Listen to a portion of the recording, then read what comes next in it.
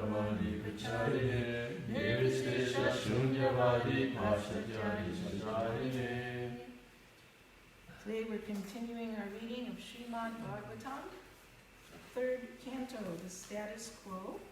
We're on chapter 6, creation of the universal form, and today's text is 33.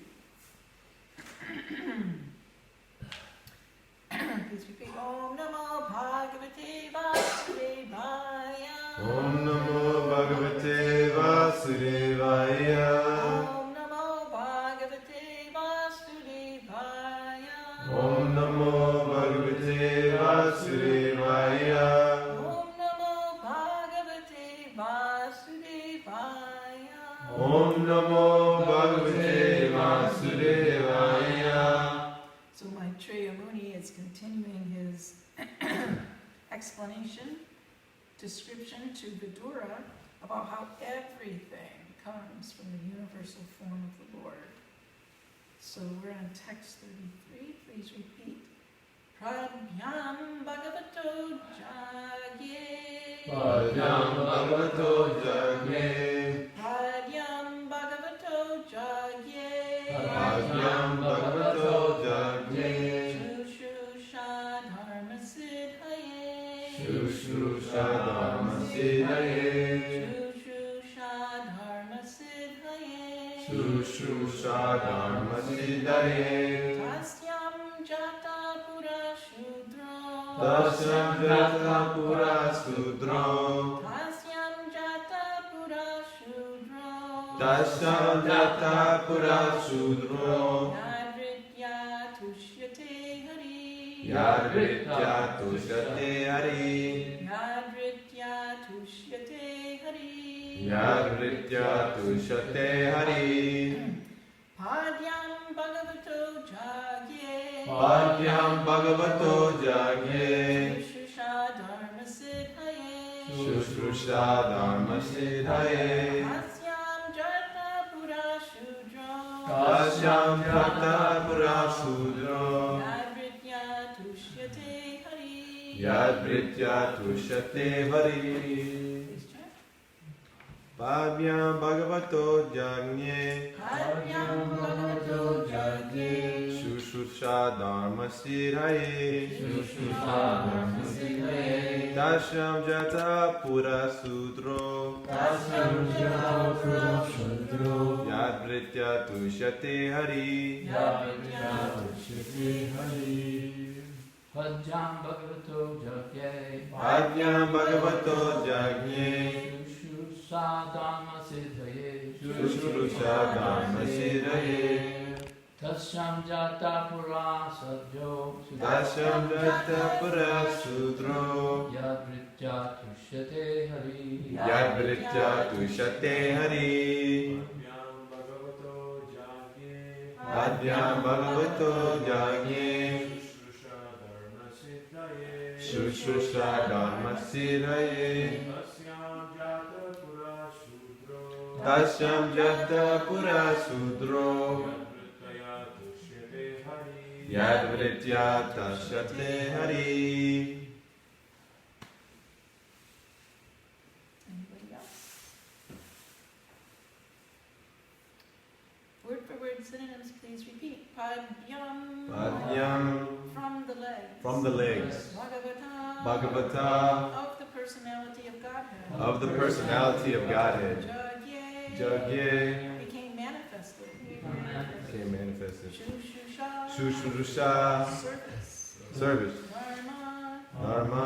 Occupational duty. Occupational duty. Siddhaye. Siddhaye. For the matter of. For the matter of. Tasyam. Tasyam. In that. In that. Jataha. Jataha. Being generated. Being generated. Pura. Pura.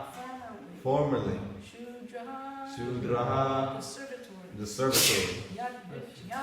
Yadvritya. The occupation by which. The occupation by which. Tushyate. Tushate. Becomes satisfied. Become satisfied. Hari. The Supreme Personality of Godhead. The Supreme Personality of Godhead. Translation and purport by His Divine Grace, A.C. Bhaktivedanta Swami Prabhupada. Jai Shri Prabhupada. Thereafter, service was manifested from the legs of the personality of Godhead for the sake of perfecting the religious function. Situated on the legs are the Shudras, who satisfy the Lord by service. Purport: service is the real constitutional occupation of all living entities. The living entities are meant to render service to the Lord, and they can attain religious perfection by this service attitude. One cannot attain religious perfection simply by speculating to attain theoretical knowledge. The Jnani division of spiritualists go on speculating, only to distinguish the soul from matter. But they have no information of the activities of the soul after being liberated by knowledge. It is said that persons who only mentally speculate to know things as they are, and who do not engage in the transcendental loving service of the Lord, are simply wasting their time. So Krishna in Bhagavad Gita concurs with this point, or I should say Prabhupada's concurring with Krishna's point in Bhagavad Gita, that one may be a person of knowledge, so-called person of knowledge, but can one actually be considered knowledgeable if they don't come to the point of rendering service to the Supreme Personality of Godhead? So Prabhupada said they speculate to distinguish soul from matter, but they miss the point of what's the soul supposed to do. It's supposed to serve Krishna. So they're simply considered jnanis. They're not actually bhaktas yet. So Krishna says in 7:19 of Bhagavad Gita, Bahunam janmanam ante jnanavam mam prapadyante vasudeva sarvamiti samahatma sutulava. That after many lifetimes of this speculation, being a jnani, if one actually comes to knowledge, they surrender unto me. Because they finally realize that Vasudeva is everything. And he says, but guess what? To accomplish that, to become that person who through knowledge totally surrenders to Krishna and engages in his devotional service, that is actually very rare. Actually very rare to attain that understanding by the jnana path. So better to take, Vishwanath Chakrabarti Thakur says that although there's different levels of yoga, we say karma yoga is the first level, then jnana yoga is the second level, right? And then we come ultimately to bhakti yoga. But he says for conditioned souls, karma yoga is better than jnana yoga. Because through jnana, it will take one lifetimes to come to the conclusion that Vasudeva Sarvam Iti, that Vasudeva is everything. And it's a very rare soul that will even come to that platform. But through karma yoga, as is actually intimated in today's verse, that by doing one's occupational duties, through service, one can very easily satisfy Krishna and get his reciprocation. So Vishwanath says that karma yoga is actually considered higher than jnana yoga in that sense, because it's more efficacious for the conditioned soul. Continuing Prabhupada's purport, it is clearly said here that the principle of service was generated from the legs of the Lord for the sake of perfecting the religious process. But this transcendental service is different from the idea of service in the material world. In the material world, no one wants to be a servant. Everyone wants to become the master, because false mastership is the basic disease of the conditioned soul. What is our disease, Abhimanyu? Our disease is We just read it. a false mastership. False mastership. Those So two next time you go to a doctor and they say, "Oh, my dear patient, what ails you today?" Yeah. You can say, "I'm suffering from false mastership." Okay? All right. Promise to say that next time you see a doctor? I promise I'll say that next time I see a doctor. Okay. Although I don't like doctors, so I probably won't go to one. If you ever have to, God If I forbid. ever have to. False mastership is what I'm suffering from today.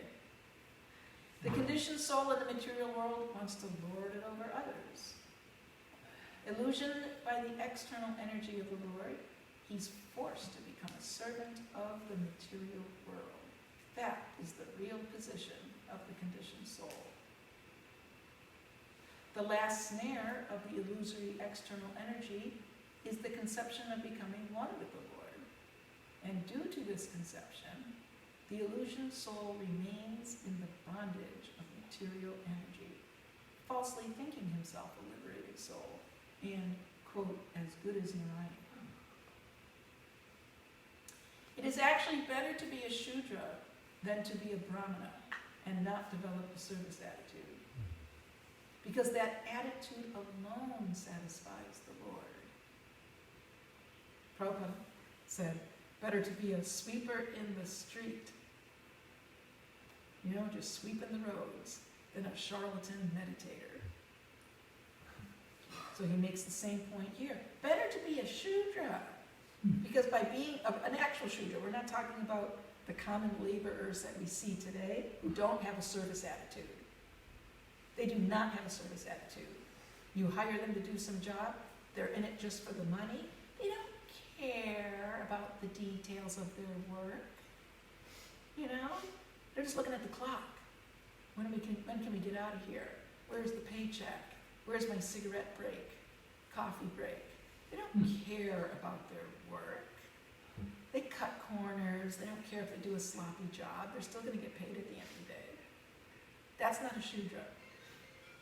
That's not a Shudra, what we see in the world today. A Shudra is one who actually cares about their work. They pay attention to all the details, and they want to do it to perfection, nicely, because they have a service attitude. I want to please the person that I'm making this furniture for, or cleaning their house, or doing their, whatever it is that they're doing. I want to please them through my service. So better to be a Shudra who's learning how to please others through service than to be a Brahmana who is just all puffed up with so-called knowledge and doesn't have a service attitude. Again, that's why Vishwanath Chakravarti says karma yoga is better than jnana yoga. Every living being, even if he be a Brahmana by qualification, must take to the transcendental service of the Lord. Both Bhagavad Gita and the Srimad Bhagavatam support that this service attitude is the perfection of the living entity. A Brahmana, Kshatriya, Vaishya, or Shudra can perfect his occupational duties only by rendering service unto the Lord. So, we all have our occupational duties, and if we're at least part of the caste system or not an outcast, we're either going to do duties as a Brahmana, a Kshatriya, a Vaishya, or Shudra. And we may do our duties very nicely in society and please society. But ultimately, Krishna says, we have to go even beyond that. We have to go beyond the perfect execution of Varnashram Dharma, so-called perfect execution of Varnashram Dharma, and come to the point where we recognize that I should be offering my service to Krishna. So Prabhupada's most quoted verse from Bhagavad Gita is 1866. Why? Because it's the conclusion of Bhagavad Gita. You could take the whole Bhagavad Gita. Oh, you don't have time to read a book? Oh, here, we'll just give you one sentence. 1866, the abridged edition. And that Prabhupada quoted that the most because that is the conclusion. Abhimanyu, have you learned Bhagavad Gita 1866 by chance? Yes, I have. Can you recite the Sanskrit by heart? Sarva dharman parichaja mamekam saranam raja aham tvam sarva papevyo mokshayishami masuchara. Great. Please, Wow. What's the meaning? Abandon all varieties of religion and just surrender unto me. I shall deliver you from all sinful reaction. Do not fear. Okay. So that's what Prabhupada's saying in this purport. You can do your occupational duties, Brahmana, Kshatriya, Vaishya, Shudra, but you have to abandon the idea that that's how you're going to attain perfection, just by being a good Brahmana, Kshatriya, Vaishya, or Shudra. You have to take those occupational duties and offer them exclusively in the service of Krishna. Then what did Prabhupada say? We perfect the practice of religion, the principle of religion. Now some people, they're so busy they can't read a book. So we'll give them the abridged edition of Bhagavad Gita, which is 1866. If you just read this one verse and follow it, you don't even have to read anything else. And out of those words of 1866, we could even boil it down and edit it down to 4 words. Hare Krishna, Hare Rama. From the verse. Oh. Mam ekam sharanam vraja. Surrender Wow. to me. Yeah, what does mam ekam mean? Mamekam. What does mom, what do you think mom means? Me, mine. Oh, Unto me, unto unto me. me, unto me. Ekam, Yeah. ekam, Yeah. solely, Oh, one. Mam ekam means solely unto So, me. yeah. And sharanam, Surrender. surrender. So those 4 words, mam, ekam, sharanam, vraja. Yeah. Go and surrender exclusively to Krishna. Not, I surrender to Krishna, but I also surrender to A, B, and C. To surrender exclusively, wholly and solely to Krishna. Mam, ekam, sharanam, vraja. So we've abridged the whole, 700 shlokas of Bhagavad Gita down to just 1866. And then out of the, words in the shloka, which we break up into 4 lines, we've abridged it down to 1 line. Mamekam sharanam vraja. If that's all you see, that's all you hear, your life can become perfect. Just surrender exclusively to Krishna. So why don't we do that? Why don't we just go out in public and instead of trying to give people these 3-inch thick books, why don't we just give them, here's one phrase, just put it on a little business card. Mamekam sharanam vraja. Just surrender unto Krishna. They don't know how to properly surrender unto Krishna. They don't know how to surrender why? or why they should surrender. They're not convinced, right? So Prabhupada wrote all of these books for one purpose and one purpose only. To convince us to surrender to Krishna. Can you believe it? Our doubts. We think, well, I'm a full-time devotee. I'm surrendered. I'm initiated. But are we really wholly and solely surrendered to Krishna? So we have to read all these books every day, every day, every day. We have to read. Because our doubts are so deeply rooted. Right? You've seen in the garden, you're all proud of the fact that you pulled the weeds out, and you come back 3 days later and they're there again. Hey, how did that happen? Yeah. Because you didn't pull the root out. So then next time, okay, I'm going to do a better job. This time I'm going to pull the root out. And you do, and you really see, look, I actually pulled the root out. See, 3 inches, I pulled the root out. And you come back 4 days later and the weed is there again. Because the root is not just 3 inches deep. That's just a thick thing that you can grab, but it's got long, thin, going way down, 2 feet into the ground maybe. Sounds like curly dot. You can't get rid of it. They're so deeply rooted. Weeds are so deeply rooted. It's not a piece of cake to get them out, get rid of them. So our doubts are like that about surrendering to Krishna. They're very deeply rooted. So that's why there's an intense program of hearing and chanting every day to eradicate those doubts and misgivings and misconceptions. So yes, 1866. If you just memorize that one verse, you'll know the Siddhanta of our whole philosophy. But you should memorize more verses. Yeah. A Brahmana is supposed to know this fact due to his perfection in Vedic wisdom. The other sections are supposed to follow the direction of the Brahmana Vaishnava, one who is a Brahmana by qualification and a Vaishnava by action. That will make the entire society perfect in regard to the order of its social construction. A disordered society cannot satisfy either the members of the society or the Lord.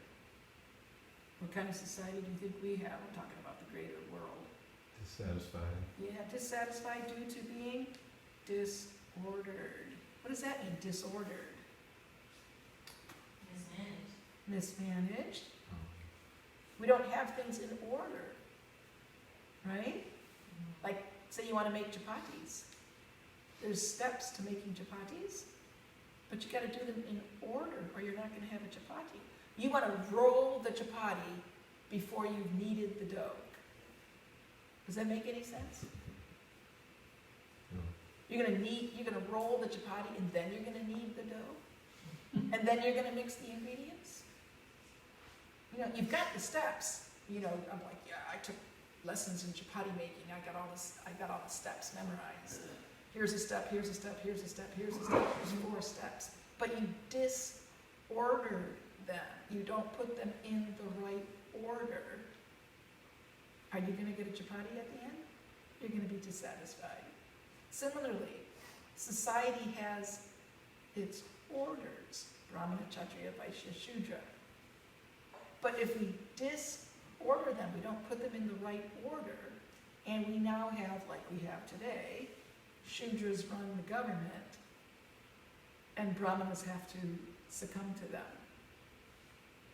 It's disordered.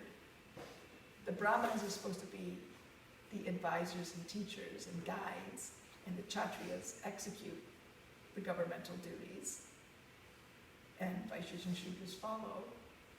And when it's all in order like that, the whole society prospers and is satisfied. But because it's disordered, the elements are there, but they're disordered, then we have chaos. And it's like a no-brainer why there's so many problems in the world. So unless and until people take direction from the Vaishnavas and the Vaishnava literature, they'll never have an ordered society. They'll have a disordered society. And that's why Prabhupada emphasized Varnashrama. Because without order, you can't, what if you put your head in the middle of your body and your stomach on top? You can't do that. It's out of order. It won't work. It's not going to work. So Prabhupada said, a disordered society cannot satisfy either the members of the society or the Lord, even if one is not a perfect Brahmana, Kshatriya, Vaishya, or Shudra, but takes to the service of the Lord, not caring for the perfection of his social position, he becomes a perfect human being simply by developing the attitude of service to the Supreme Lord. End of Srila Prabhupada's purport. So the attitude of service to the Supreme Lord. And one can understand that one's attitude of service is proper, is in place by the details of one's work. If we do our work sloppy, we cut corners, we're late, whatever it is, then, our service attitude is lacking. We're just trying to get the job done, But if we really put our attention into it, pay attention to details, even go above and beyond the call of duty, maybe do something that's not part of the job description, just because you see it needs to be done. That's service attitude, trying to please Krishna. Today is Gadadhar Pandit's Appearance Day. I thought we could take 10 minutes to read about Gadadhar Pandit. But before that, we could take a couple of minutes if there's any comments, questions on this particular purport. So if someone is inherently lazy, how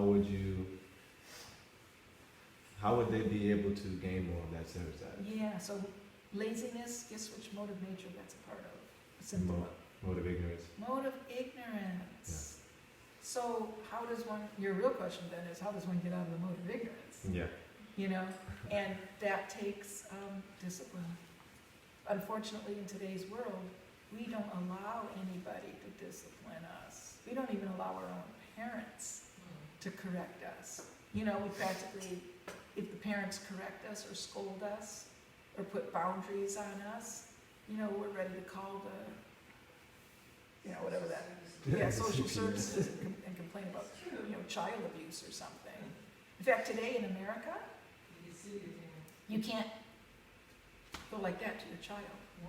What? A friend of ours is a doctor in Illinois, and she said that one time she was in a shopping mall, indoor shopping mall, and you know how kids are running all over the place. So the mother went like this, and she slapped one of her kids on the arm, and the kid, because they go to school and they learn these things, he learned from school that, because they teach you about child protection or whatever in school, right? So that you can protect yourself from, say, sexual abuse or whatever. But they also go the full extent and say that even your parents aren't allowed to, slap you. So in the shopping mall, the kid was acting up or whatever, and the mother went slapping him on the arm. And she heard the kid actually say something to the effect that you're not allowed to do that. He filed it, he was complaining. You're not allowed to do that. Because he learned that in school. And in school, she told me that in the schools, they actually train the teachers to spy on the parents by inquiring from the children. What's going on at your house? Oh, really, you did it? What does your father do when he gets angry at you? Or if you misbehave or blah, blah, blah, blah. What do your parents do about that? And if the kid says, my father takes out the belt and hits me 5 times on the butt with the belt, then they're like, incriminating evidence. But that's apparently a rule in America. Well, in schools, here you just showed me a video where a teacher, because they're allowing discipline, corporal punishment, so the teacher was smacking this little 5-year-old on the butt with a board. And it went viral, and then apparently there's quite a few, mostly southern states, that allow that in schools. So I don't understand how they would be saying shame on the parents when they're doing it to the kids. Right. But that's the hypocrisy in this age, right? Right. Total hypocrisy. I was lucky. I was in New Mexico when I went to school, and then they had the punishment. And, just meeting at one time in front of the whole class, the kids behave. Yeah.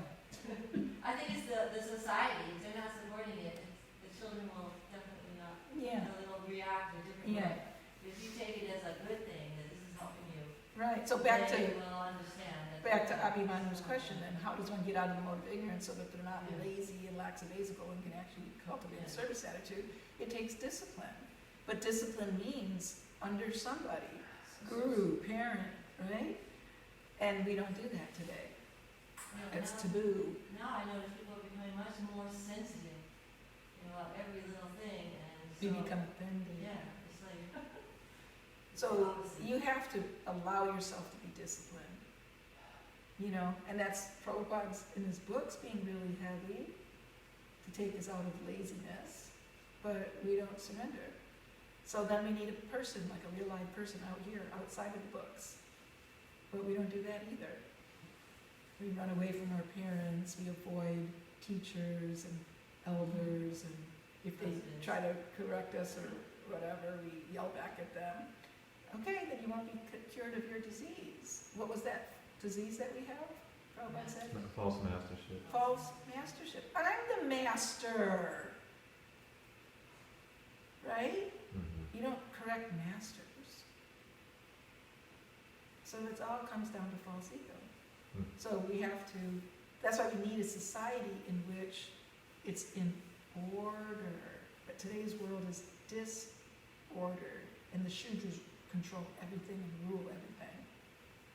The Shudras, they're not even Shudras, they're less than Shudras. They've got the whole world wrapped around their little finger. So the Brahmanas are totally disrespected. They're just like put in the trash barrel. The Kshatriyas are, so-called Kshatriyas are a total farce. So everybody's running around like wild animals. You can't discipline an animal except by beating him with a stick. It's the only way you can discipline an animal, is you beat them with a stick. So let's not allow ourselves to get to that point where we're never going to get out of our laziness until somebody beats us with a stick. We have to understand this is my disease. Let me go to the doctor. Okay, doctor, do the surgery. Here you go. I surrendered. Here I am. Do the surgery. Thank you. So I'll take just a few minutes to read something short about Gadadhar Pandit from this book, The Companions of Sri Chaitanya Mahaprabhu, written by one of Srila Prabhupada's godbrothers, Adi Keshava Prabhu, also known as O.B.L. Kapoor, Professor O.B.L. Kapoor. I'm only going to just read a few paragraphs, not going to take a lot of time. We'll start with this paragraph that Kavi Karnapur has described Gadadhar Pandit as the incarnation of Radha. Now, Sri Krishna Chaitanya, Prabhu Nityananda, Sri Advaita, Gadadhar, Srivasadi. So on the altar we have Chaitanya and Nityananda, but in the picture of the Panchatattva, Gadadhar is on our right of Lord Chaitanya. So there's Lord Chaitanya to his left, which is our right. Gadadhar would be standing, and he's considered the incarnation of Radha, but isn't Lord Chaitanya Radha also? So Lord Chaitanya is Krishna, actually, not Radha. He's Krishna in the mood of Radha. He's stolen Radha's bhava. So he's Krishna in the mood of Radha. And Gadadhar is what's left of Radharani after that. In the Chaitanya Charitamrita, he has been called Anantaranga Shakti, which means internal potency of the Lord. Gadadhar Pandit's also called Gadai. His name is coupled with the name of Gauranga, just as the name of Radha is coupled with the name of Krishna. Just as we say Radha Krishna, we say Gadai Gauranga or Gadadhar Gauranga. Just as Sri Krishna is called the Prananath, prana means life air, nath, Lord, for the Lord of the life.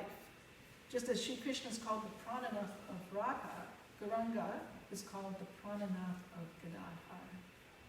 So when Gadadhar Pandit was 13 years old, his parents sent him to Navadvip to study. And it was at that time that he became best friends with young Nimai, young Lord Chaitanya. In fact, they were born in the same year. Gadadhar and Nimai were born in 1486. So they're same age schoolboys together, and they were best friends. So I'm just going to read one pastime of Gadadhar Pandit entitled Diksha from Pundarik Vidyanidhi. One day, Mahaprabhu began to weep and shriek aloud, Pundarik! Ah, Pundarik! Where are you? I can no more bear your separation. I do not know when I shall be blessed by your darshan, and my heart will be at peace. Gadadhar and the other devotees also began to weep to see him wailing like this. They said to him, Prabhu, who is that fortunate devotee on account of whom you are so restless? Mahaprabhu said, Pundarik Vijayanidhi is a rich devotee of Chattogram. There is no one in the 3 worlds who may compare with him in devotion. I cannot live without his darshan. Soon after, one day, Pundarik came from Chattogram to Navadvip. Gadadhar went to see him with Mukunda. They found him seated like a prince, wearing silken clothes, on a bed covered with a milk-white bedsheet. Big pillows were placed on either side of him and on his back. His long hairs were oiled and combed properly. The oil filled the room with delicate fragrance. There was a golden betel box placed by his side, and he was chewing betel. Betel is like an intoxicating nut. On his either side stood servants fanning him with fans of peacock feathers. He received both guests with reverence and made them sit. Who are the 2 guests that Pundarik just welcomed? Mukunda sorry? and Gadadhar. Yeah, Gadadhar Pandit and Mukunda. He knew Mukunda because he also was from Chattogram. Therefore, he asked Mukunda to introduce Gadadhar to him. 22 years old, Gadadhar was not only handsome, his face was radiant with the supernatural luster of bhakti. Therefore, Vijayanidhi kept gazing at him for some time. But as Gadadhar looked at him, he felt disappointed and disillusioned. Gadadhar said to himself, is he a devotee or the very image of worldliness and sensuousness? He said to Mukunda, Mukunda, you should not have brought me here. Mukunda laughed within himself. In order to make Vijayanidhi appear in his true self before Gadadhar, Mukunda repeated in melodious voice the following shloka of Srimad Bhagavatam. Baho Vakiyam Satakalakutam Jigam Shayapaya Yadapyasrapi Lehegatim Datrityujitam Tatomyam Kampadayavum Sharanam Vrajema. Oh, who could be so kind as Krishna? Putana came to him with the nefarious purpose of killing him by making him suck her breast besmeared with poison. Yet he gave her the same position after death in the spiritual world as he would to his wet nurse, to whose feet, therefore, should we surrender except his. As soon as Vijayanidhi heard the shloka, he felt unconscious on the ground. When he regained consciousness, he began to weep and wail, saying, Ha, Krishna, my Lord, the soul of my soul, when will you show mercy on me? There is not a trace of bhakti in my heart. Will you therefore never show your mercy on me? As he wailed, he rolled on the ground. His clothes and hair were stained with dust. On seeing this, the fire of penitence began to burn in the heart of Gadadhar. He hugged Mukunda close to his heart and said, You have done me a great favor by bringing me to such a devotee. I committed a great offense by disrespecting him in my mind. I have now decided to take diksha from him so that he may forgive me by considering me as his own. As he was saying this, tears incessantly streamed out of his eyes. When Pundarik Vijayanidhi regained consciousness, he saw Gadadhar weeping. He locked him in his arms and began to wipe his tears. When Mukunda told him about his decision, he said, It is a matter of great pride and satisfaction for me that he has taken this decision. This cannot be the fruit of any amount of good deeds performed by me in the past. It can only be due to the causeless mercy of Krishna. On the next day, Shukla Dvadashi day, Vijayanidhi gave initiation to Gadadhar. And Avatar Pandit Ki Jai. Srimad Bhagavatam Ki Jai. Jai. Srimad Prabhupada Ki Jai. Jai.